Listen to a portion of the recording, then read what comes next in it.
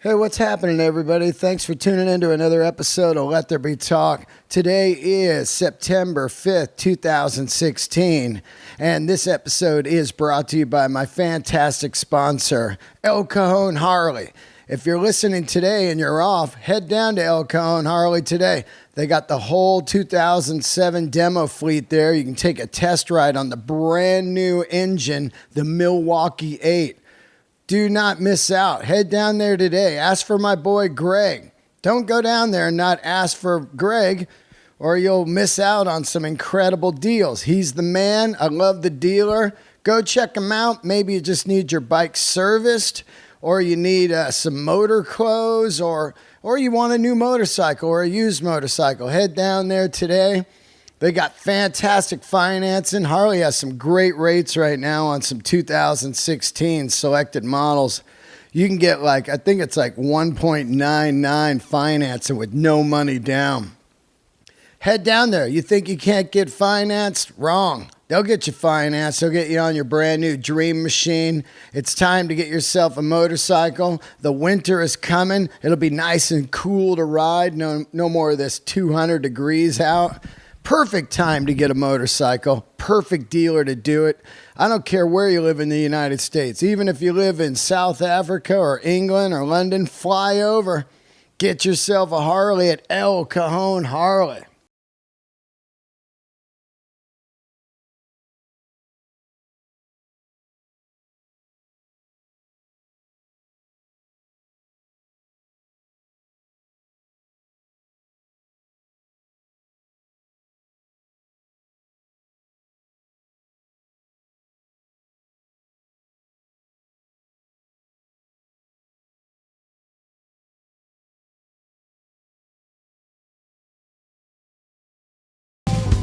All right, thanks for tuning in, guys.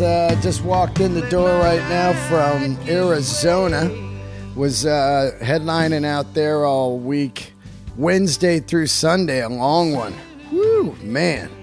But great club, House of Comedy. Did about 7 hours of comedy, which is awesome. Nothing better than traveling around and doing comedy. I'm telling you, nothing better. It was a great week, and thanks to everybody that came out. A lot of podcast listeners rolled out, which is very cool, and it's always cool to meet you guys out there. It cracks me up because they'll be like, I can tell who the podcast listeners are right away.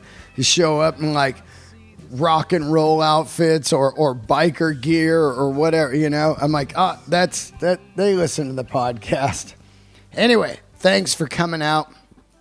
It's Labor Day today, and Labor Day, to me is exactly 1 year ago today. I got ran over on my motorcycle. I still can't believe it. I'm alive, which is crazy. I get up each day. I got some aches and pains still. My neck gets fucking locked up here and there. My knee and my ankle hurt. My shoulder sometimes, but I'm alive. Still can't believe it's been a year. If you're a new listener, yeah, I was run over a year ago by a hit and run crazy person. I'm not going to get into it now. You can hear that episode with Kevin Christie about a year ago. But it made me look, as I think back, it made me look on things way different. And also, more of the same. You'd think I thought at the time I was never going to ride again. Bought a car, a knee-jerk reaction. Got to get a car. I'm off this thing. And then as the couple months went by, I was like, man, I got to ride. People think that's crazy. I can't believe you got back on. But, when you've been doing something 32 years, it's hard to get it out of your fucking blood. It's a sickness. It's a sickness I can't describe. It's an addiction. It's more than an adrenaline rush. It's way past that.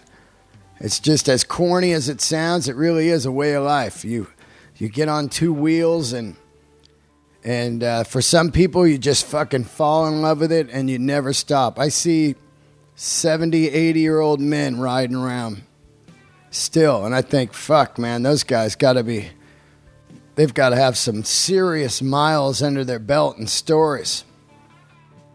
I love riding, and it was tough to stop, so I got back on, yeah. And I ride every day, and, what can you do?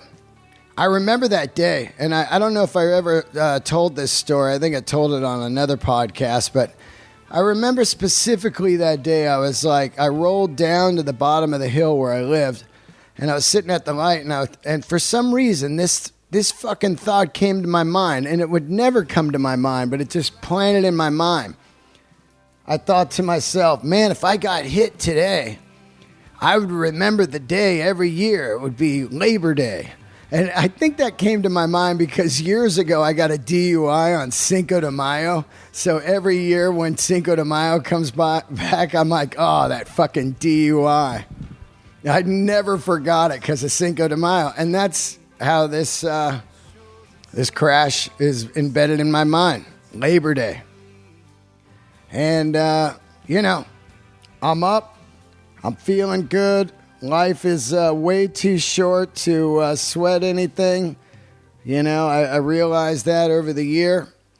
I just am lucky to be doing comedy. I'm lucky to be alive, and I'm lucky to have this podcast and you people that tune in every week. So thank you so much, man. It was a rough year, and it was a great year. I got ran over on my motorcycle. Then I had to move. Two of the worst things, and then something I've never really talked about before. May 1st, I was diagnosed with diabetes, type 2.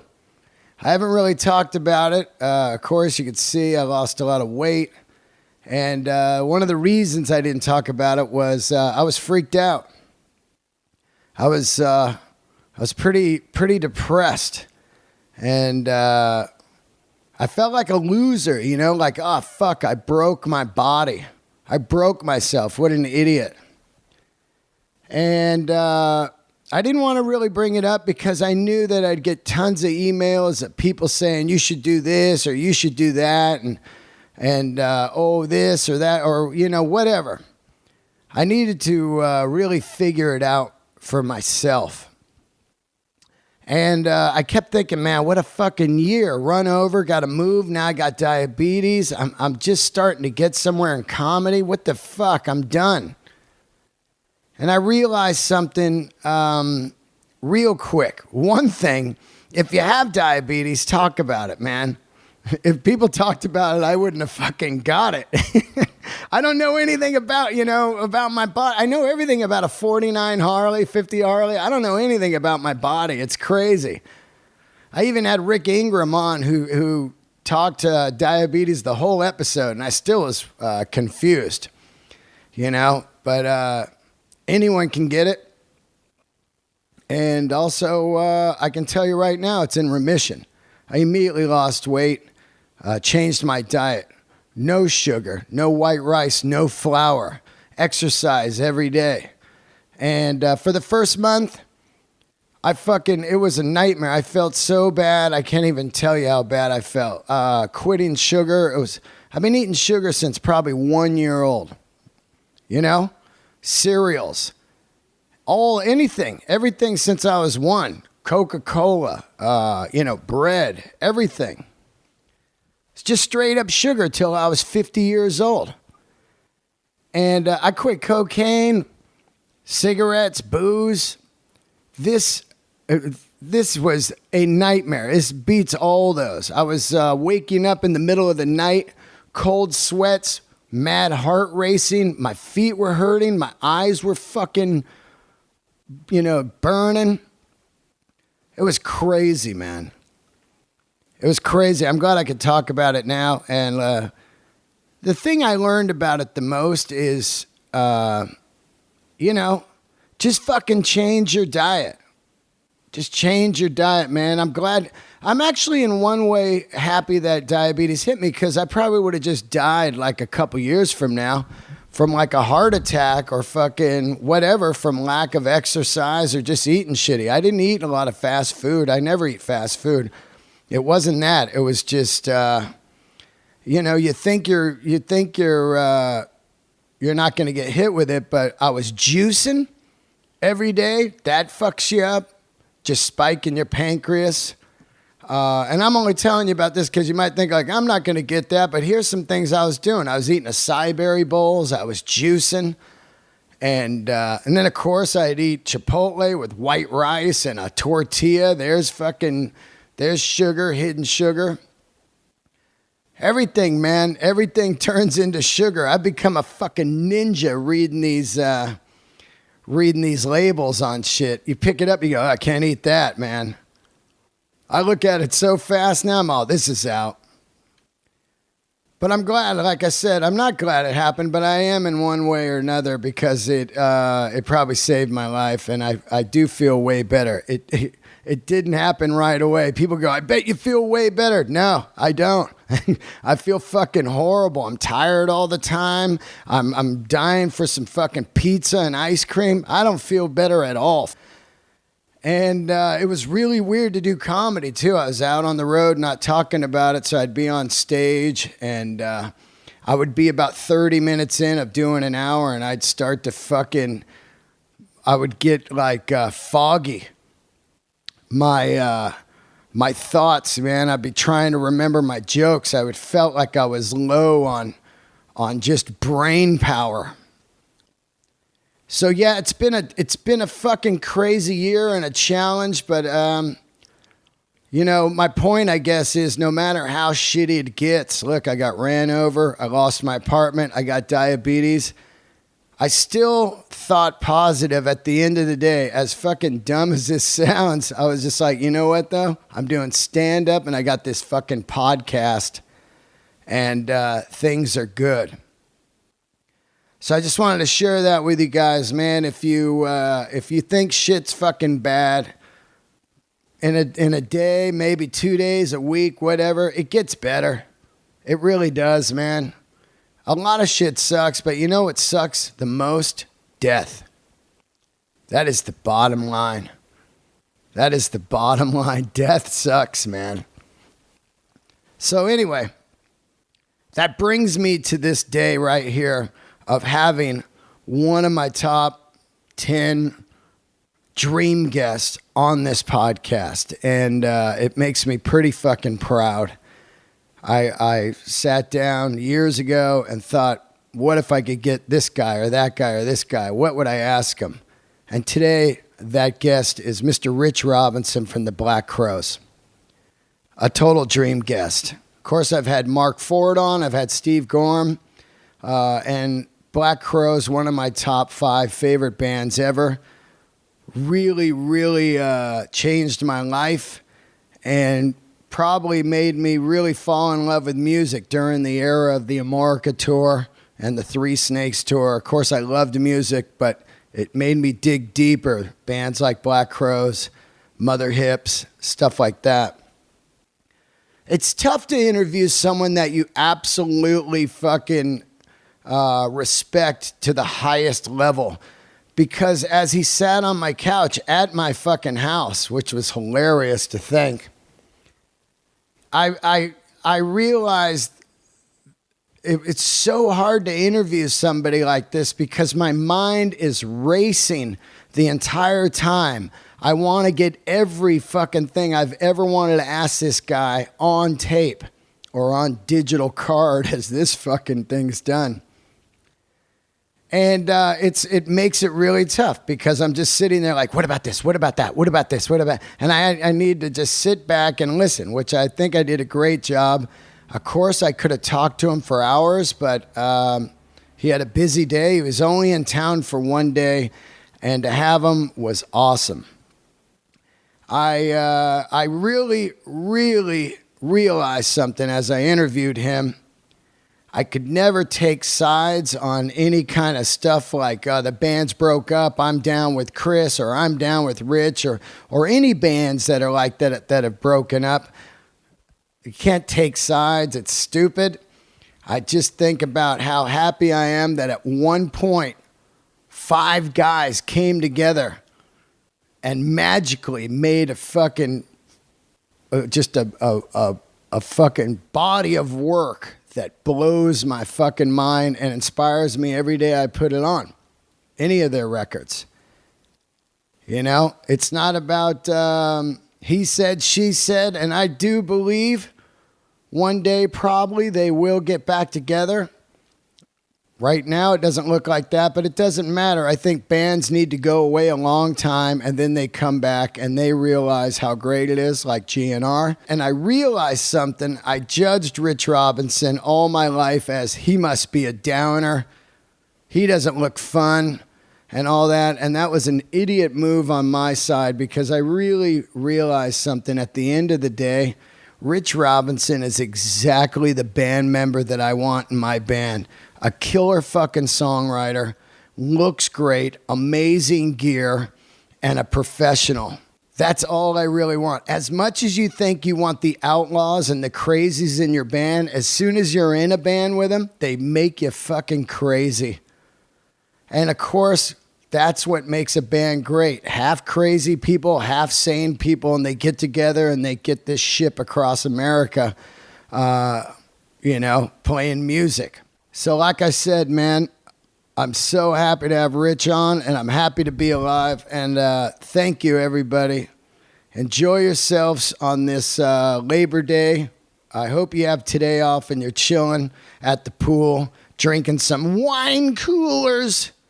Here he is, candles lit, Mr. Rich Robinson. All right, here we are, another episode of Let There Be Talk. Fantastic guest today. Introduce yourself. Rich Robinson. It's so fucking funny, man. It's like, I love the band. I've probably seen you 40 times. Really? At least, yeah. Cool. All the way from day one, you know? I've had Gorham on, I've had Mark Ford on. Yeah. Now I got you. There you go. Yeah. It's going to be cool. It's funny because you have such a mystique. Like, you never talk.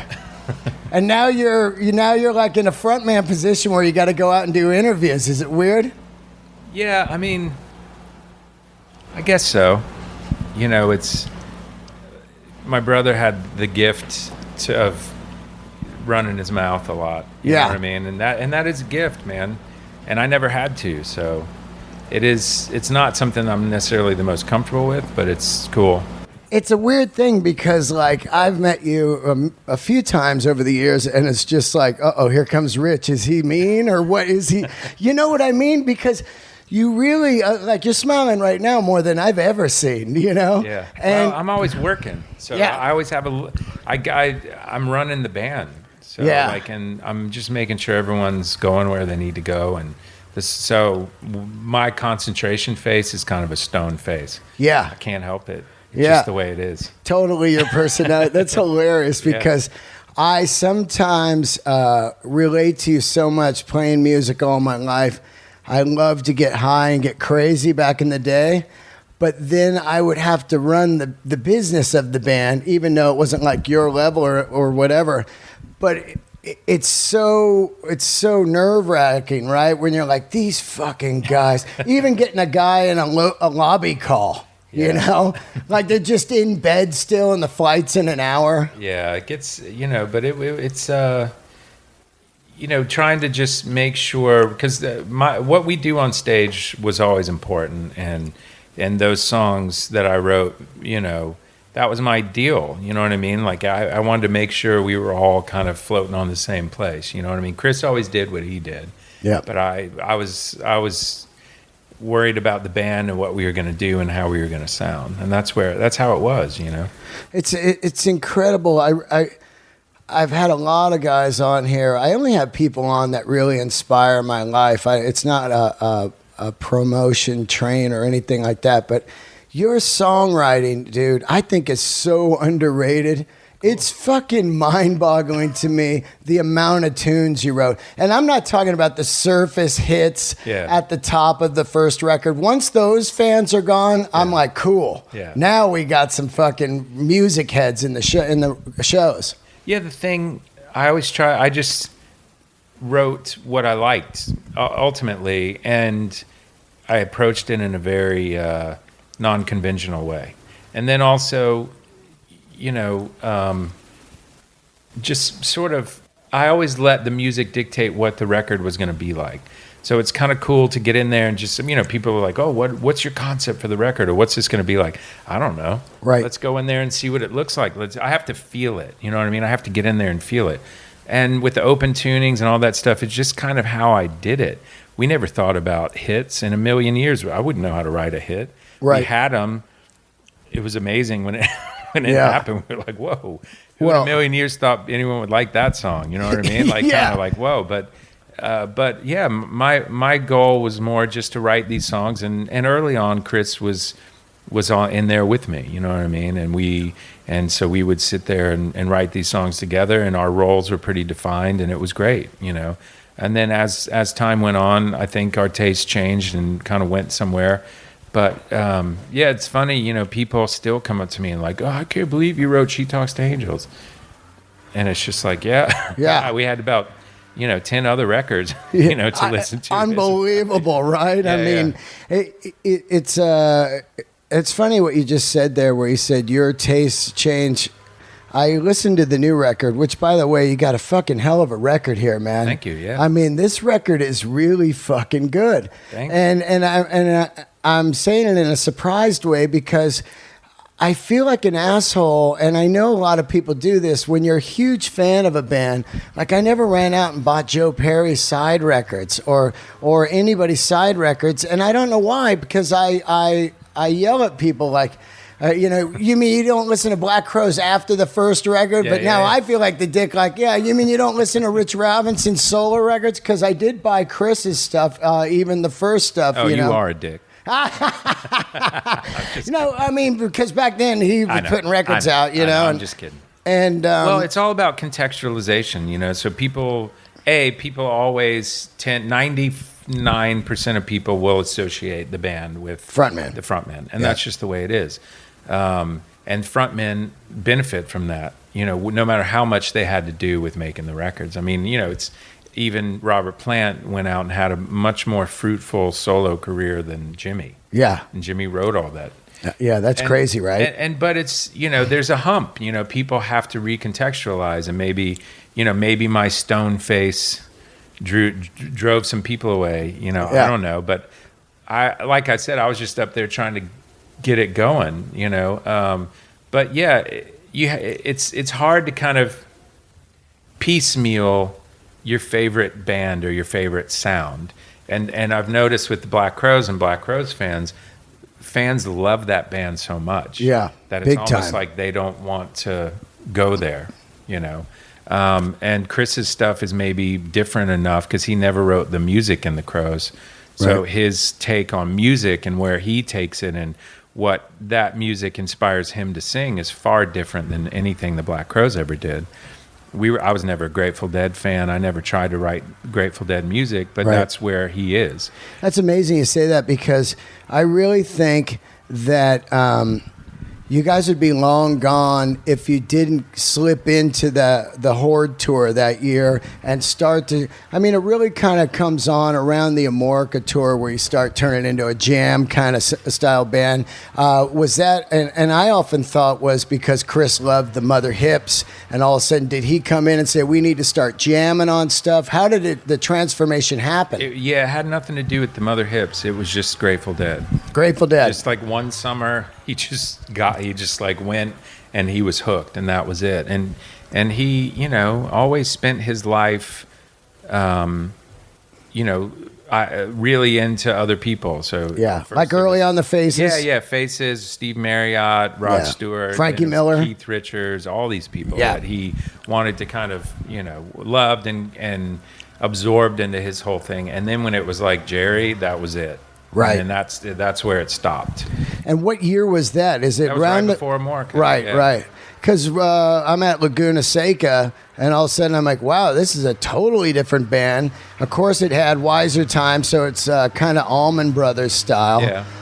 But the jams were long, and then it really opened my mind of like, wow, a band can sound different. I was into the Mother Hips and you guys, and that Horde thing was big.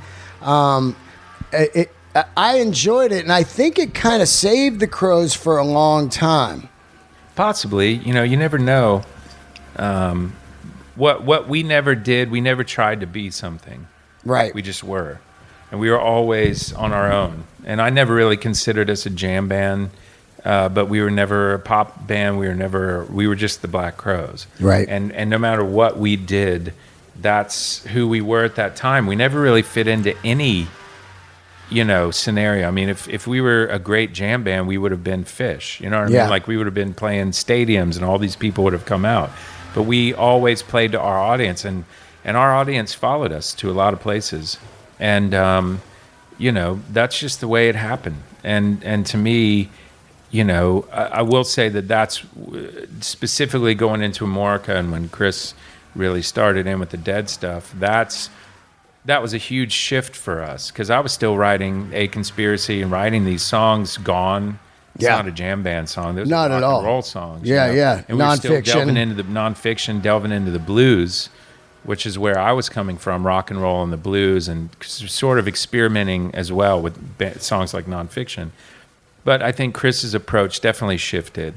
The way that we jammed, and the way that I always jam, because in the middle of the show, I would just go off and people would follow me. Yeah. It was more along the lines of what the Allman Brothers did. And I always loved the way the Allman Brothers jammed versus like the Dead, because the Allman Brothers had such fluidity to their music, and they would actually go somewhere. And then it would, whereas I think a lot of the Dead jams became more about deconstruction, where everything would deconstruct to nothing. Right. And this bring it all the way down and then come back in. But I always loved the flow of what the Allman Brothers would do were amazing. But also growing up, listening to the Stones, listening to live Stones bootlegs and live Zeppelin bootlegs, those guys would jam. Can't You Hear Me Knocking? Yeah. Or Midnight Rambler, or look at those DVDs of Zeppelin that came out. Unbelievable. You know what I mean? Unbelievable jams. And that's where I always wanted to go. Yeah. Those unbelievable jams. And then that kind of ushered into this other place. You know what I mean? So, because I always did picture it more like the Allman Brothers, especially when you get into that out of dum dum dum dum dum, and you kept it going at the end. It was always one of my favorite jams, because then it turns into this kind of Allman Brothers fucking thing, full on, and it's just beautiful, and it was definitely your guys' own thing. It doesn't sound like the Dead or anything. It sounds like the Black Crowes. And the jams were incredible. Yeah, it can only sound like us, because, the way Chris sings is very unique, and the way I play guitar and write these songs is pretty unique to myself. And that's what I've always loved about music. I love Free, because Paul Rodgers sang unbelievable, but that band was so amazing. Or you look at the Rolling Stones, no one played like Keith, no one phrased or wrote lyrics like Mick Jagger, the way that whole band worked, Charlie and all these people. And it seems to be, it was the uniqueness of Neil Young or Bob Dylan that drew me to them. And nowadays it does seem like everyone has, through the help of computers, kind of pushed them into this place where all the humanity is sucked out of it, because everything's being quantized by a computer, and everyone can sound like everyone else. There's fluctuating rhythms or tempos or anything. It's just locked in. I mean, could you imagine Neil Young singing like Cinnamon after the Gold Girl, Rush, fucking locked in? Yeah, through like Pro Tools, or you know what I mean, Auto Tune or something. It would sound bizarre. Yeah, I just I'm so old school, I don't even think about it. It's crazy. Here's the thing. Once he becomes a full-blown Deadhead, it's interesting, because your influences, all the ones you're talking about, of Neil Young and Stones and all that stuff, it seemed like he just abandoned it, and then I'm strictly the Dead, and all that songwriting. Because at the end of the day, it's about a song. That's the gift. You can be the best guitar player in the world. If you're playing a solo on a shitty song, it's still a shitty song. Yeah, you know exactly. I mean, at the end of the day, that's where I always came from, is like more of a songwriter. I never viewed myself as a guitar player like that, because I was like, I just love songs. These songs, let it be. I mean, to Can't You Hear Me Knocking, to anything. I mean, and in the same sense, that's what I always strive to do.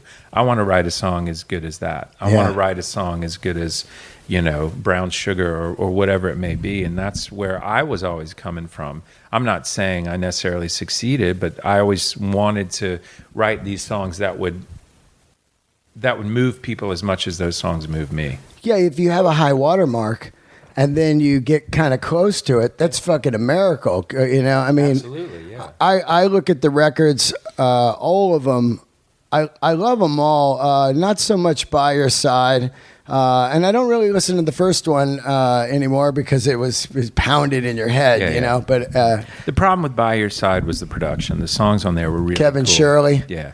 It was just really slick. Someone convinced us to listen to the record company for once. Yeah. Someone's like, you got to at least listen to someone. And they were panicking because we went from, selling 7 or 8 million albums to selling, maybe 1 million worldwide. And people that were making all the money were freaking out. Yeah. And new label at the time, right? Well, we were still with Rick, but we negotiated with Columbia to pull him away from us. Right. So we were theoretically we were on Columbia, but it was still, and so they had these plans, and all they knew how to do was just to make us this band that was the antithesis of like corporate or slick. Yeah. Tried to make us slick, and there's some really good songs on there, but I hated the way it sounded. And if it was more, if we had recorded it the way we had wanted to, which was just more like us in there playing, it would have sounded much cooler. Yeah, there is some good songs on there. Of Virtue course, and Vice, and and what's the Diamond one? Diamond Ring. And, that's a great song. Yeah, there's some really cool songs on there. Yeah, there is. I think also, I don't know. I was always kind of. It was strange to me that Audley was in the band. That was a weird era for me. Of course, I'm a humongous Mark Ford fan, and I just. To me, always after that, that's how much of a fan of the band I was. I would still go and stuff, but I was like, where's, Mark, of course. Yeah, well, Mark, oddly, Mark left. Well, he was asked to leave, and it sucked. I didn't want it to happen. No one did. But that's, and Johnny had it. Johnny chose to leave. Right. And it was a bummer. No one, as far as I'm concerned, Mark was the best fit for me as a guitar player, to come in and add to what I was doing. That's how I felt. Yeah, I love right. Mark's playing to this day. I love Luther. Luther's a great dude, and I love the way he plays, and he played some really cool shit. But as far as someone kind of tapping into what I was doing and bringing something to it, I always loved what Mark did the best. Yeah. But sometimes life gets in the way. And it's. He's honest about it, and I knew him back then during that era. Straight up fucking loaded. Yeah. After a while, heroin you can only carry it so long, and then you're like, fuck, this has got to change, And so, with the benefit of hindsight, it would have been cooler to like really try to help him, but for whatever reason, that wasn't meant to be, and it's you can't look back now. You just have to look forward. I just played in Woodstock with Mark and Ed, and they came up and played. Yeah, that's amazing. Which now, was great. How did that go down? Now, I had Mark on about 6 months ago, and he played at my birthday party. Cool. Great guy, and he seems to have it together right now, and he was really honest. He said he had slipped a couple times a few years ago or whatever, almost died, But then do you get wind that, oh, wow, he's got it together, and you're going to have him on? Yeah, we reached out to him just to see, because this thing that I've done it twice now. It's in Woodstock. It's at the studio where I record, and and people, hardcore fans of mine and the Crows came, Yeah. and so we were just trying to think of something cool and different. So we're like, oh, what about bringing Mark in, and so we reached out to him, and I'd heard that he was doing well. And a few years ago, when I moved to LA, I had a storage space, and when Mark left in 2006, we had a bunch of his guitars, and we were like, you can ship them out, but we're not going to pay to ship them out, Right. And he was like, just keep them, whatever. But when everything showed up in LA, I had a friend who knew him, and I was like, look, just give these back to Mark. There's about 5, I don't know, maybe 4 or 5 guitars. Wow. And he's like, okay, cool. And he called Mark, and Mark was grateful to get him back. And that's great. Because we weren't trying to keep them. It was just, everything was in New York. We're just, hassle to get it. So it was cool. And that kind of opened up something. And then I think he had sent some note through my friend about my dad when he passed. And so it was just cool. We'd kind of distantly, I saw Elijah in San Antonio, his son. And so we just distantly kind of kept touch. And then I just said, well, fuck it. Let's just reach out to him and see if he's interested. And then he said he was. He seemed really happy that I reached out. And he was like, yeah, this could be great. I'm really looking forward to this. And it was cool, man. And it was great to talk to him. A lot of times in the Crows, not only on stage, but backstage or in our life, when people meet me, probably not unlike when you met me, there's a filter that you have to walk through, and that filter would have been Chris. Right. And so a lot of times when people would come through that filter, maybe the way that Chris would portray this or the way it would look or whatever it seemed. Let's stay away from Dad. Yeah. Dad's around the corner. Yeah, it was Mr. always, No Fun's over there. Exactly. I get it, yeah. And so that's kind of how it was. But people, they didn't know me. And when people get to know me now without Chris around, they're like, wow, I kind of wish And even, it was funny because over the weekend, Mark and I were like, man, it's really good to get to know you finally. That's great. Which is cool, And so when Mark agreed to do it, I always kept in touch with Ed. I love Ed. He's a brilliant musician, but he's a good person. He's a great person. Eddie Harsh, I called him and I was like, look, man, you're coming down. You got to come down. And he was like, all right, I'm doing it. I'm like, get your passport. But I'm like, I'm not going to advertise this because there's a high probability that Ed might not figure it out. So I just didn't advertise, and then he got it all together, man. He did it on his own. Wow. And he came down, and it couldn't have been cooler. What songs you guys play? Well, we played Crow's songs. We played like Nonfiction and Wiser Time, and what else? Evil Eye. And How Much for Your Wings. Wow, 3 Snake stuff. And Bring On, Wow. So we did about 5 of them. And then we played some covers. We did Coming Home.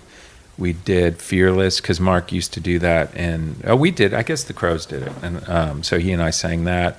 We did Ain't No More Cane on the Brazos. So we did a bunch of stuff. And you recorded it, right? Yep. Yeah, because you can get the other ones on iTunes. Yeah, which is cool. And so, once we, this was about a week ago, so now we just need to sort through everything and see what's what. That's cool. Yeah, get ready to put it out. I just saw you a couple weeks ago in New York. I didn't know you were going to be there. Yeah, I wanted to talk to you. Night Bob was there. Yeah, I had him on the show. Oh, cool. So he was there, and I wanted to meet you, but I didn't want to fucking bug you, so I just cut out. But it really blew me away. You did Nonfiction into Good Friday, and I'm a huge 3 Snakes man. Yeah, I think it's one of the most insane, dark drug records made. It's right over there, I listen to it. And what do you remember about 3 Snakes? Is it a really bad time? Because I saw a bunch of shows on that run, one being Berkeley. I sat front row. I tell a story on the podcast that people laugh about. I was finally front row in a seat, and you guys came on. You opened with like Good Friday. And your amps were so loud, I was like, I gotta go. I switched. I went to like 8th row. I was like, holy shit, man. I couldn't believe the volume coming off. Shit. But what do you remember about making that record? Because I really love it. Do you like that record? Oh, yeah.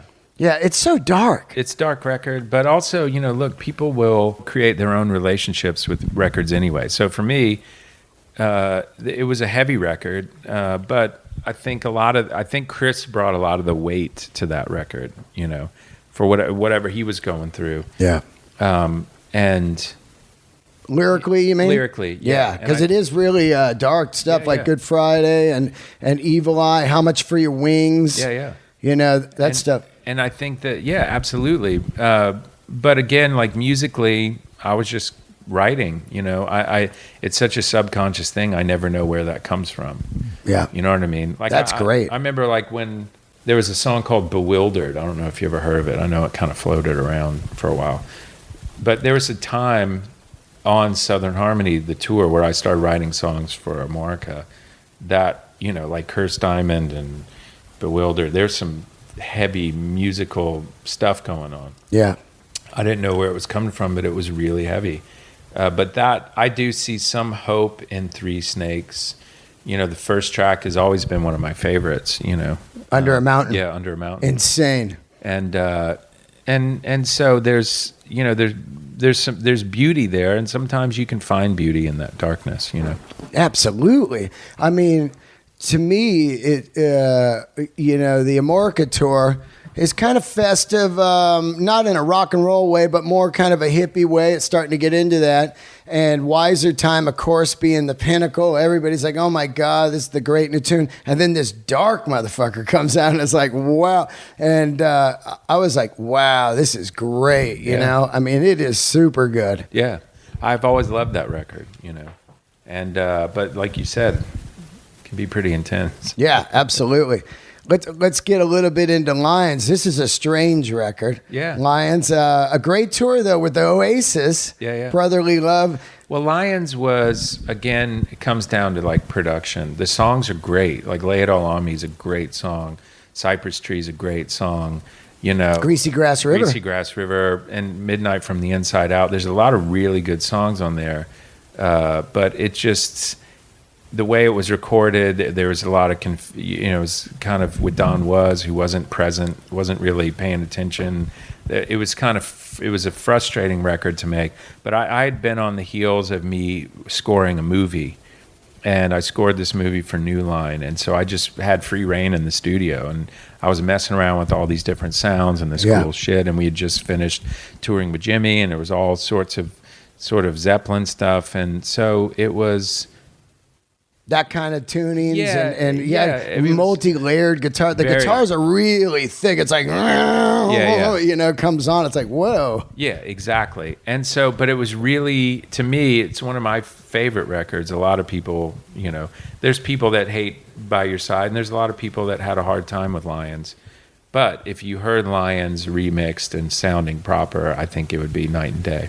That would be pretty cool, right? Yeah. I mean, you would be going backwards, but it might be interesting. No, I don't think so. Sometimes I just sang and remixed my first solo record because it was flooded and sandy, and it's fucking really cool. Wow. It sounds better than it ever did. Sounded like it did when we were in the studio making it. No, that's cool, man. You talk about working with Jimmy. I had Gorm on, and he said that, like, Jimmy wanted to produce your guys' next record, and you said no. Is that true? I don't remember that. I love band stuff, right? Steve's old and forgetful. Steve's old. That's a great way of saying next subject. I love it. That had to be crazy playing that. You guys, I mean, that shit sounds amazing. That Live at the Greek record. Well, I mean, Kevin did that, and he got it right. Yeah. He got that right. Yeah. But how can you fuck that shit up? I mean, it's unbelievable stuff. But to us, I mean, we didn't think about it in any way other than we have a job to do. We have to get this, we have to do the best we can for Jimmy. Like, we can't mess around with this shit. Yeah, right. And so that was how we didn't really take pause in the midst of it to consider it. We were just doing it. It's crazy. Because you have to. Yeah. You know what I mean? So, like, there was this time, like, Jimmy, he was at the Roseland, because we did 3 nights at the Roseland in New York to start. Yeah. And it was like the first night, and he went to take his slide on What Is and What Should Never Be, and he dropped his slide, and he just kind of froze. And we kept playing, and Chris just picked down and handed him his slide, and then the next time came around, and I think he knew then that we had his back, and he knew that we knew what we were doing, and we're here for him. He's so good. And it was amazing. And that was such a cool thing. And it was, you know, so with the benefit of hindsight, I mean, that was unbelievable. I mean, that's just, how cool is it to be able to play those songs with Jimmy? And Steve did a phenomenal job. And Sven. Yeah. Steve and Sven both, man. I mean, those guys, I think, had it harder than anyone, to be honest. I mean, you know, Chris did a great job. The guitar players had it the easiest because... 3. Yeah, because so you could just pick a little part. Just pick a part. It was cool. But it really, Steve and Sven and Chris had the hardest time, but they did a phenomenal job. And if it wasn't for them, if it wasn't for Steve, really, ultimately, man, it wouldn't come across. He really kills it on there, man. And another guy that I don't think gets enough fucking credit. And I'm not one of those dudes that are like, oh, these guys are underrated. But we're talking about a band with records, been around a million years, with killer songs and players. It's like, hey, man, let's fucking talk about this. Yeah. There's not going to be any of these kind of guys around again, you know? No, it's going by the wayside. It really is. It really is. Playing with Jimmy, the first day he comes in, it's got to be kind of crazy, right? You're like, had you met Jimmy Page before? Yeah, so we met him in 94, 93 or 94 when Amorica came out. We were playing at the Royal Albert Hall. We were doing 3 nights. And Robert, and one of our first arena tours was opening for Robert Plant. And oh, wow. He was great. Just couldn't have been cooler. And I think he really liked us. You know? Yeah. And he... Page Plant were back together, and we invited him down to the show. He's like, "Can I bring Jimmy?" We're like, "Yeah, fuck yeah." Can I bring Jimmy? Yeah.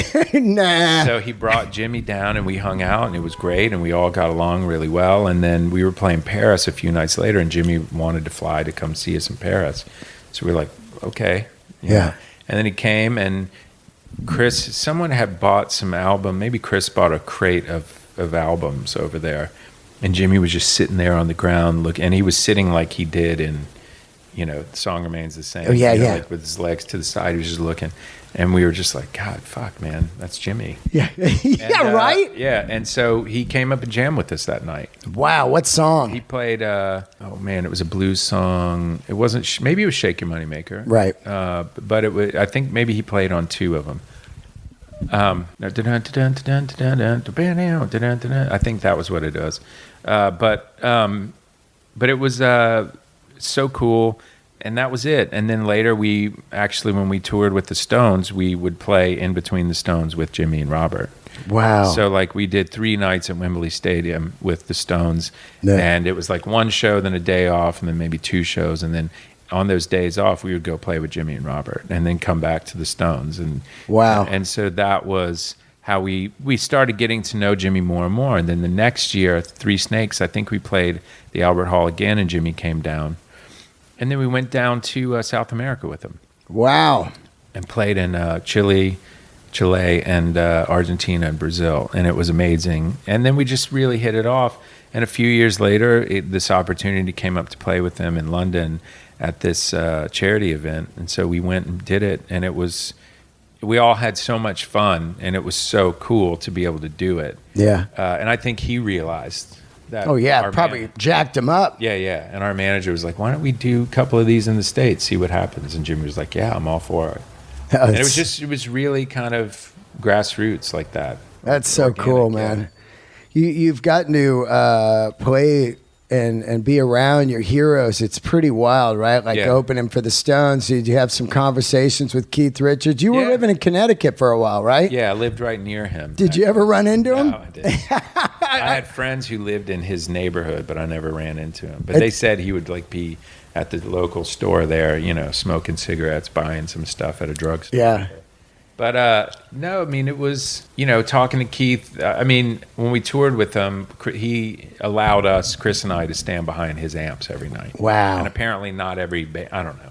I don't know if they were just being nice, but Pierre, who's Keith's tech, was like, man, most bands don't stand back here. So we just every night would stand back there and watch, and literally 10 feet from Charlie Watts. And Charlie would be sitting there, and then it would be Mick, Keith and Woody, and they would all be looking at us. And Chris and I were just standing right there, and it was pretty amazing. Yeah. And Chuck Leavell was really cool. But he's amazing. The only one of us that got to jam with them was Eddie Harsh. Really? Yeah, Chuck brought him out to jam. The Mick Taylor era, I really think, is what a lot of the Black Crowes, to me, that Black Crowes are my Mick Taylor era Stones. It's insane to think about. Songwriting in general is so fucking hard, but I don't know what the hell was going on with Jagger from 68 to around 81. Just his lyrics and everything were just insane. Where'd they come from? Because now and before that, it's more of just like, get in the car, baby, let's go fast, whatever, But that shit is insane. It's experience. Experience, if you're a creative person and you tap into that creativity, which they did as they started writing. They were forcing themselves to write. Yeah. Beatles started writing, these bands started writing.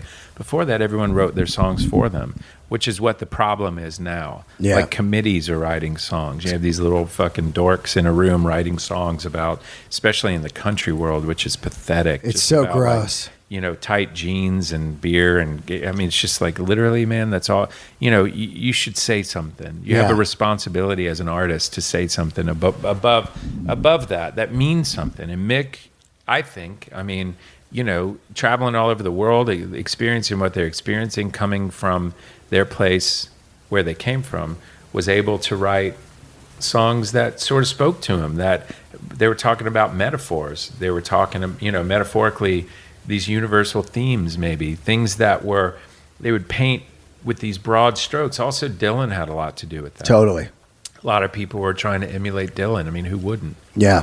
Those brilliant, huge, biblical, sweeping songs that he was singing about, I had Nashville Skyline on yesterday, and you're just like, listen to this fucking record, absolutely. man. And the ability to go from, for lack of a better term, these sort of political or top, these human political sort of elements into these gorgeous love songs. Yeah.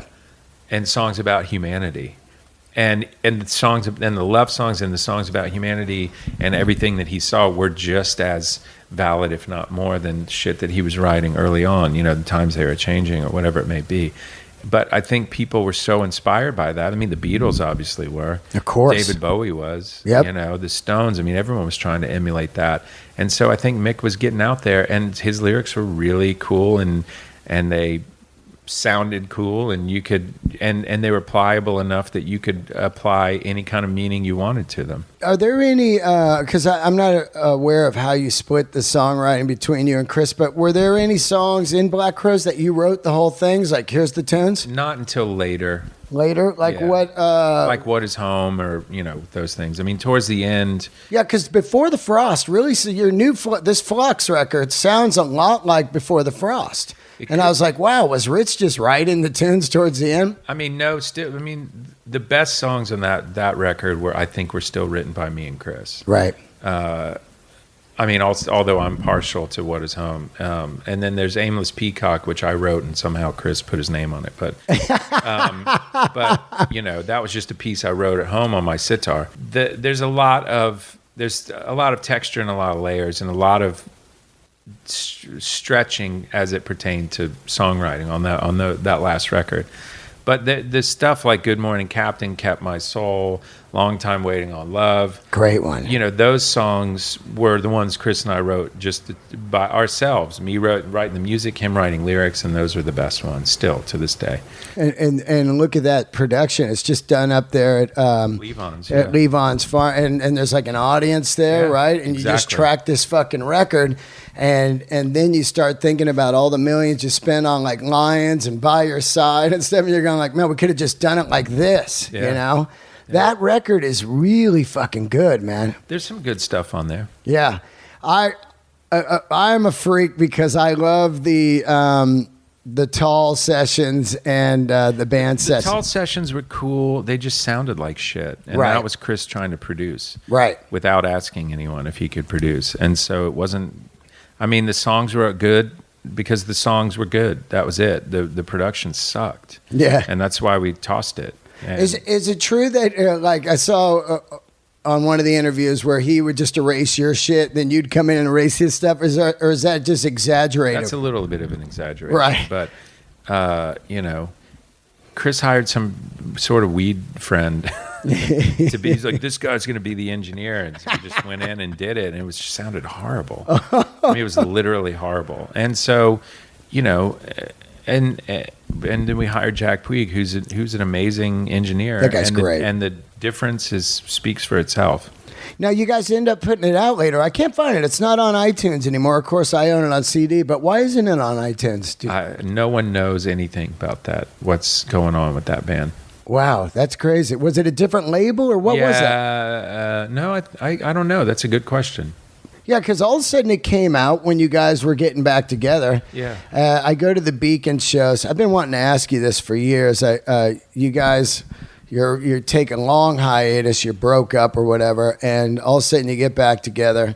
I go, it's 5 nights at, is it the Beacon? 7 nights at the Hammerstein. Yeah, that's it, yeah. And I go, nobody knows who's in the band really, what's going on. The curtain drops, there's Mark Ford, different drummer, and you play like Pain and 8, and I'm losing my mind. But at that gig, the drummer was failing. I guess he was in your band. Yeah. What happens at this gig? It's a long story. He's a great drummer. And Chris hired him, not just Chris, but, we were trying out drummers. We tried to get Steve to come back, and he wasn't ready to come back. He was still really upset over how things went down in 2001, which I don't blame him. And so we called him and like, hey, man, come back. He didn't want to do it. Come back. He didn't want to do it. And so we were set on doing this. And we had talked to Mark Ford. So it was basically me, Chris, Mark Ford, Ed Harsh, Finn, who had been playing in the band. So 5 pretty much original members. Right. And Steve wasn't there. So we had this guy, Bill, who's a really natural, great drummer. And he came and played. Chris brought in about 5 or 6 drummers. Who were they? Just different dudes. No famous guys? No. Right. And then I brought in a couple of drummers, and Bill happened to play with me. And Chris was like on the spot. He's like, yeah, okay, I'm cool with this guy. I knew he was great, but you know, Chris and I had to agree. And so we brought him in, but then Bill is a really funny dude. He just... I think he got kind of starstruck, and the way Chris chose to handle it was to scream at him all the time. Wow, it was crazy. And so right off the bat, he was just laying into this dude, and this guy, I mean, to live your life and then also come into this band and have this dude, the singer, scream at you on stage every night. In front of everyone. In front of everyone. Humiliating. You're dealing with all the stress of trying to play these songs, and then also this dude screaming. I think that's what really happened.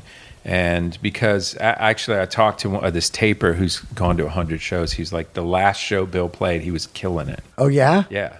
Yeah, because I missed the last one. It's hilarious, man. And so it just took him a while to kind of get up. And by then, we had talked to Steve, and Steve was ready to come back, and he came back in Atlanta. But it was tough. You can't work under that. You can't. I mean, you guys had rehearsed with him, right? And it was fine? And, we rehearsed with him. But that's what added to his craziness, because he got tripped up. I mean, sometimes when some dude that you've seen, who's some famous guy in a band that starts screaming at you. Yeah. It's extra weird. Yeah. And then you're there. You're just there. Everything's hanging on you. It was crazy. It was all tempos. All of a sudden they were just like slow or because too he fast. would be like, what the yeah. fuck? And he was clapping his hands like, come on, faster, faster. And you could visibly see it in a sold out theater. And it's not cool. It wound up being, he just took all of his frustration out on this poor guy, and that's what happened. Man, he was just gone. Yeah. I feel lucky to see that weird rare era. Yeah. I mean, and it lasted only a couple of shows, maybe 12 shows, and then Steve came back. Right. But it's, and then it was cool. I mean, thing is, we wanted Steve to come back, and he wasn't ready. The tension between you and your brother are mind-boggling. When you were out with Oasis, did you and your brother look at it like, look at these idiots, we're dumb like that too, or what's going on? No, they were great. I mean, that was really one of those tours that was incredibly fun, like the TTB tour. That was so much fun. But look, man, at that time they were getting along. It was cool, and it was Chris and I that were fighting, so we were the idiots. Wow. So they were laughing. Yeah. Yeah, that's great. It's just the way it is. It's just silly shit. It's just all of it's really silly. Yeah, it really is, right? Yeah. I mean, if you think about all the greats have battled, but have worked through it, but it's because you're family, probably, right? Yeah. I think I heard you say, or somebody, or maybe Chris say that, like, you guys know how to push each other's buttons because you're family. Yeah. Where you can get really dirty. Yeah, well, I mean, the reason Oasis broke up is because Noel apparently had 2 335s, and one of them was like his one, and Liam grabbed the other one, but told him it was the one. He smashed it right in front of him, and Noel was like, fuck this, I'm done. Wow. Yeah, I mean, things like that happen, and you can, because you can get, I think older brothers feel like they can get away with shit against their younger brothers, maybe. I don't know. But it is. It's stupid. It's petty horse shit. Zero talk now? Zero talk. For how long? Since the statement? Years, since that statement you let out? Before then. Before then. We knew he it was done in 2014. But we don't talk. Wow. Now, when you issue that statement, it's pretty crazy because you never talk. So then I knew it was serious. Well, and we'd also never officially broken up. We always did legitimately take breaks that were unended. You did. Open-ended. We were just like, oh, well, let's just figure it out later. But this time I was like, you know what, man, I'm just done. I'm done with this. This is absurd. Yeah, Steve sent me over a singer. I'm sure he probably sent it to you. Some guy from Australia. Holy shit. Yeah. Now, I see no problem, and I'm usually totally against this, but I see no problem with that guy stepping in, you guys going out on tour, man. Did you hear that guy? Yeah. Now, let's tell the audience what's going on. Steve sends me this guy. I guess he's in a cover band or whatever. And he goes, listen to this guy. Because I always think, like, I could do that gig. You know what I mean? I'm always telling him. Then he sends me this guy. I go, holy shit, that's Chris, 92. Yeah, absolutely. And the way you can really tell that the guy was good was he had all the phrasing, like it was perfect. It's the way I can tell a guy's going to be able to play in Black Crowes when they go to Wiser Time and it's like the Mark Ford lead. No one can get it, that nice smooth thing. I'm always like, they got to do it their own way. But what about that? You ever thought about that? I don't think we would hire a singer. No. But I mean, I think maybe approaching it differently is cool. But I don't think hiring a singer and just trying to go. You mean going out and you singing or something? Or I don't know. We would. There might be a different way of doing it, but But I don't even know. It's all. I don't know. I haven't even really thought about it. I'm really just. And I know it sounds weird, but I am really happy making my own records now. Well, yeah. There's less drama, and I'm really happy with them, and it's cool. I mean. And it just really takes people recontextualizing and looking at it as this is not, a substitute for the Black Crowes. This is something unto itself, and check it out. But like you said, there is a reticence. Yeah. I personally did buy Joe Perry's solo record, right? And I bought all of Keith's solo records, and I bought. Oh well, Talk Is Cheap is a fucking masterpiece. Great. I mean, It was funny because I was on this Bad Company tour, and Joe Walsh was with us. It was like co-headline. Oh yeah. And Waddy Wachtel was out there. Whoa, fuck. And Waddy was like, man, the first time I heard Jealous Again, I knew you guys. Because I knew you guys heard Take It So Hard. Yeah. Which is cool, But he also told me that he played Keith, one of our early, like on Shake Your Moneymaker. Like we were on Saturday Night Live. Like, Keith, come check this out. Yeah. So that's cool. I think about, I wanted to ask you this question because we're talking about Keith.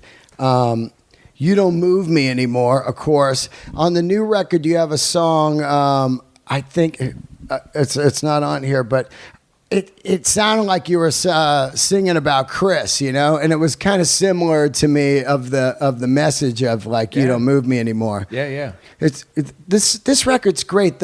What's the Wind song? Which Way Your Wind Blows. Yeah. Oh man, it's like my favorite Black Crowes song is Feathers. Oh, cool. So this is like Feathers kind of part two, What a record this record is though, man. I'm pretty fired up about it. That's good. Yeah. No, because I was bummed, wow, what if I don't like it and he's coming over, I'm just going to talk Black Crowes and just skim over that. Now, you play with Bad Company. Yeah. That is fucking cool, right? Because you're a Free fan. I'm a big Free fan. Absolutely. Paul Rogers. I recently had Joe Bonamassa on, and Paul Rogers came down and did Ride a Pony or whatever. And this guy sounds better now than ever. He does. It's unbelievable. It makes no sense, really. Yeah, right? What's he like? He's great, man. He's such a sweet, humble guy. He's just not, he's just kind of loves what he does. He takes care of himself. He loves his shows. He'll take home the set list, listen to it, and make notes. And him and Simon's great. Yeah. You guys do any Free songs? At Soundcheck. Really? What do you do? Like Fire and Water? We did Ride on a Pony, and we did, and Mr. Big one time. Oh, yeah. What a record, Fire and Water, huh? Yeah, absolutely. I have a lot of people on the show, and I ask them what the gateway was to them, and I always wondered this about you. Most people say Kiss or Zeppelin. Those are the two bands that got them. It's probably Stones with you or something. AC/DC. AC/DC, amazing. So tell me about that. How does that happen? Well, just growing up, like some of the earliest musical memories I had was listening to Crosby, Stills, Nash and Young. I mean, we were like 3 and 4 years old. Your dad was into it. Your dad was a singer. Yeah. I didn't even know he had a couple hits. Yeah. I never knew that. Stan Robinson, yeah. That's killer. He was on like Dick Clark or whatever. Yeah, Alan Freed, Dick Clark. So we grew up listening to that, and then as you go through your youthful age, I never liked Kiss. Never was into it. But when I saw Angus, we bought the album Let There Be Rock, and he had the SG sticking through. Oh no, that's If You Want Blood, the live one. You Want Blood, that's so great, right? And it was like, just listening to the way he played, and that band was unbelievable. Yeah, and that's what really did it for me, And then as we kind of got into that, we obviously musical taste changed. We got into punk rock. We got into, we had a brief punk rock period. And then got more into like what was going on out here in the Paisley Underground, like the Rain Parade and the 3 O'Clock and all these, like the Long Riders, these kind of bands. X, we loved X. Wow. Yeah, X was really cool.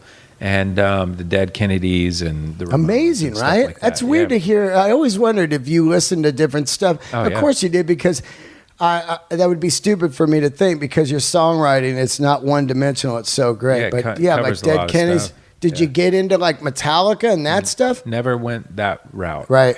I never got into any kind of metal. It wasn't my thing. And to me, AC/DC was pure rock and roll. I mean, that's what it was. Oh yeah, look, I got Bon on the side there here. You go. Have you ever heard Bon's bands before? Oh, the Valentines. Oh, the first time There's also the Valentines. The fraternities. Yeah, a guy sent me a video once when I was maybe 21, because I'm a Bond freak. Which, by the way, you guys murdered it as ACBC. Yeah, BCDC. Yeah, BCDC. What a fucking great. That was fun, man. I got it on boot. I got so many Black Crowes bootlegs, it'd blow your mind.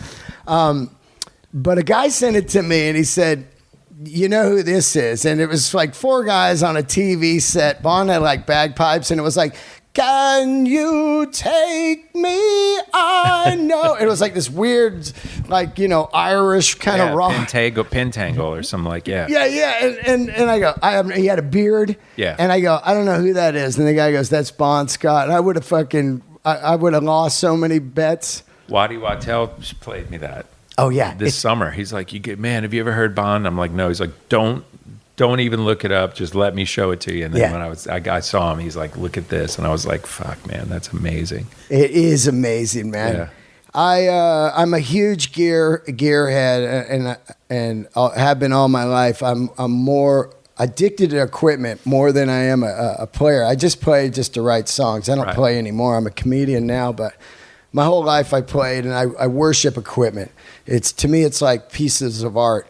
And one of the things I loved about you always was every tour you would have new boutique amps, different guitars, Zamaitas, Trussarts, all this stuff, starting from like Matchless or the Jubilees on the early tour, then Matchless with the corkscrews, and then later that stuff that looked like high watts. Yeah, Harry Joyce. Yeah, that stuff. And what was the shit you were playing in New York? Reason. Well, yeah, now let's get into this, because you always had boutique amps. Is it an addiction for you, the gear? Because more just the way it sounds. If it sounds great, that's what it is, But your tone was always amazing. You get bored, right? It's like, all right. There's certain frequencies that shift with the amps that you're using, and so ultimately. It's funny because on Bad Company, I pulled out my Silver Jubilee because they were playing huge Marshalls, and I've been playing, 30 watt like AC30s and these Reasons that are like 25 watts or 50 watts. And so they're like, "You better bring out something bigger because these guys are loud." So I'm like, all right. So I brought out my Silver Jubilee, and it sounded fucking great. And I was like, damn, I love these damn things. They're so great. And they're worth money now. Yeah. When you were playing them, I was like, I got to get one of those. I got the combo one, the 212. Oh, wow. Fucking loved it, That's cool. And then you had Matchless, I was like, wow, what's this? I meet Mark Sampson. I become a Matchless freak. I get the John Jorgensen rare sparkly one with the tremolo and stuff. That's cool. And then you also had a lot of the Zemaitis. You play Zemaitis a lot. Yeah. You have the old original styles like Ron Wood and stuff, and you have the newer ones. Yeah. What was your first Zemaitis, and how do you like the new ones? The first one was The disc? The disc front, like Ron Wood, and I bought it just because of Ron Wood. Yeah. That was it, And I was like, when I could afford it, I was like, man, I wish I could get that. They're like, oh, he's still alive. Wow. And I tracked down his number and I called him, and he was he's an elderly guy, and he was like, you called too late. It's 7:00 over here tonight. So, make sure you don't call past this again. But he was such a sweet dude. And did he know who you were? No, he didn't care. Wow. So I traced my hand. He traced my hand. He fit the neck to the size of my hand. I sent it to him, and I have some letters from him. I think I still have them. Basically, like, as soon as I finish George's guitar, I'll send you yours, George Harrison. Wow. And I was like, okay. and when you got it, were you blown away? Oh, yeah, absolutely. It was like the coolest thing in the world. Now you're playing the new ones? How are those? The new ones are great. Yeah, they're really good. What's the story on the gold top with the half sanded top? Why is it like that? It was just, I guess the dude who had it before me had very acidic sweat or something. That's what they said. It's actually legit? It just sweated off. But then it was flooded and they restored it, like my 335. So I lost like 70 guitars in Hurricane Sandy. Ooh, where all at? My amps. It was in Jersey. Oh, you were living in Jersey? No, but our gear was. And you lost 70 guitars? Yeah. And so we just threw them, tossed, we had to toss most of them. Wow. But those two, I was like, look, I need to restore these. And this company did it. It took over a year to restore them. Is that a real 56? No, it's a 68. Oh, it's 60. Oh, the later one. Oh, it was a 68 reissue from the 50s, which is basically, it was new old stock wood. So it was from the 50s. It was like basically a new old stock 58. I remember those, yeah. What? How many guitars do you have now? Probably like 40. You got any 59s, real Les Pauls? I never went down that road because really? It's silly. Yeah, it's bankers. It's like bankers. Who gives? Did you play shit? Jimmy's? I did. Yeah, I played his. I played Woody's disc front, which was really light, by the way. I mean, we got to play Jimmy's, a bunch of his stuff. His wow. Like, here, check this out. And when I went backstage with the Stones, Pierre would be like, "Oh, check that out." I borrowed one of Keith's like 50s Martin to record on one time. Wow. Because we were recording in the same studio, so yeah, it was really cool. But it's pretty amazing. But I mean, spending fucking $400,000 on a guitar is absurd because it's just for the bankers. Yeah. And so all it is it has nothing to do with musicians. And so you're worth $1 billion and you've got a fucking 58 and it sits on your wall or it sits on who cares? Yeah, right. You know what I mean? Like at the end of the day. It's like art, you know what I mean? Like it is like art. Van Gogh died penniless, and people are selling his paintings for $150 million. It's absurd, and it's actually absolutely dishonoring him as his memory. Yeah. You know what I mean? Because it's not for that; it's for something greater than that. It's just all about look what I got. Yeah. Yeah, and that's what I feel about 59s and 58s. Your gear is amazing. If you could just have one guitar, one amp, what would it be? I mean, that's tough. But I have this little Reason combos, 25 watts. The thing sounds fucking great. And I would probably have a 335. Really? What is Reason? Where are they at? They're based in St. Louis. I don't even think they're a company anymore. Oh, they're gone? Yeah. They were really small. The guy makes magnetones now, I think. Oh, wow. His name's Obed. He's great, but they were too small and they couldn't. And it's straight up boutique amp like AC15 with point to point, and it's all hand wired. It's all point to point. It's really well made, but there's always a lot more bottom end than what That's what I like about it. It's got a lot more bottom end. Right. Were you a fan of the Matchless, even though you played them for years? The Mark Sampson ones, yeah, right. Absolutely. Right. Those amps are killer. it's boutique amps are insane, right? I love the Victoria double deluxe. Yeah, those are cool. Yeah, just straight up kind of Neil Young, but with more headroom. Yeah. You know, it's been amazing to have you over. I could talk to you for hours. I know you got to go. What are you doing tonight? You got a show tonight? Like, well, I don't know that what this Hall is of Fame. No, it's a Grammy Museum thing, and it's like an interview and a show. So I'm not sure what it is. I don't even ask anymore. I just kind of show up.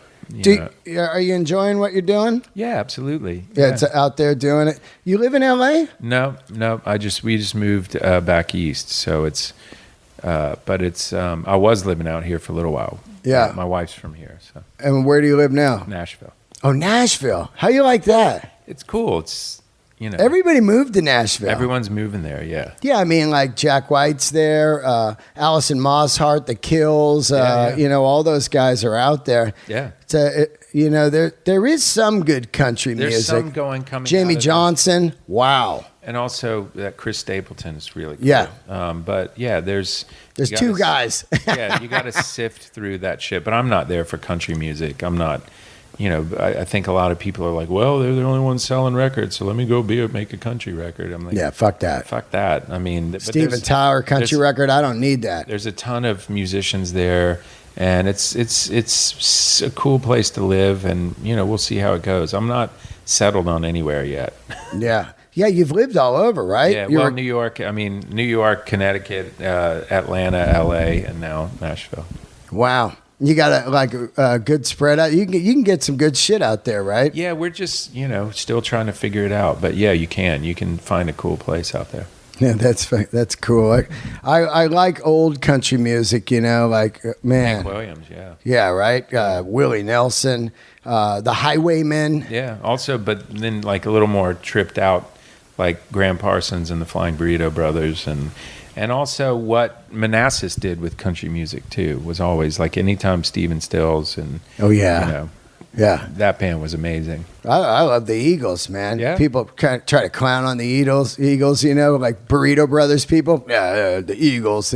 Come on, songwriting is unbelievable. The songwriting was good, yeah. It's hard to get over the douchiness of some of them, but the music is good. Yeah.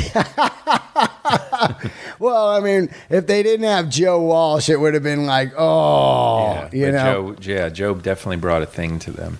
It was great to meet you, man. Yeah, man. Thanks for having me. And it's super cool. And go out and get this record, and then get the Rich Robinson and Friends when that comes out with Mark Ford. I'm fired up to hear that. And do you think really never again? Yeah, I mean, I guess I'm leaning towards that. Yeah, I don't really see it going again either. And maybe we don't need it. We just go with the memories. Yeah. Because the last tour was kind of funky. How did you like the last tour with Jackie Green? Well, I mean, I look at it from the tour instead of kind of Jackie, but the tour was great. I mean, because we got along well and we were all in a good place. And Jackie was cool, and he came in and filled the role, and he did a good job, man. But it's tough to. It's tough to fill those shoes. Yeah. And God. He did a good job for that. Thank you so much, man. Thank you. And are you going to play in LA other than this? I don't know. Hopefully, maybe at some point. It's difficult to get everyone out here. So yeah. All right. So, are you on tour right now? Yeah. Right now, I start back up right after these Bad Company shows. I have 5 more with them, and then, I'm going into Texas and some stuff in the South. And what about Bad Company? Where are those shows? Those are in California, I think. Where? Los Angeles County Fair is one of them. Oh, yeah. Then there's one in Portland, Oregon, one in near Seattle, and then 2 of them in California. Man, I'd love to see that. Yeah, let me know. Absolutely, man. Well, thank you so much. Yeah. And I can't thank you. My whole life I've been listening to your fucking music. Cool, man. So, I mean, since I'm 50, so not my whole life, but but man, I love what you've done, and you are an incredible songwriter. Thank you, man. I appreciate it. Thanks for doing the show. Yep, absolutely. See you, man.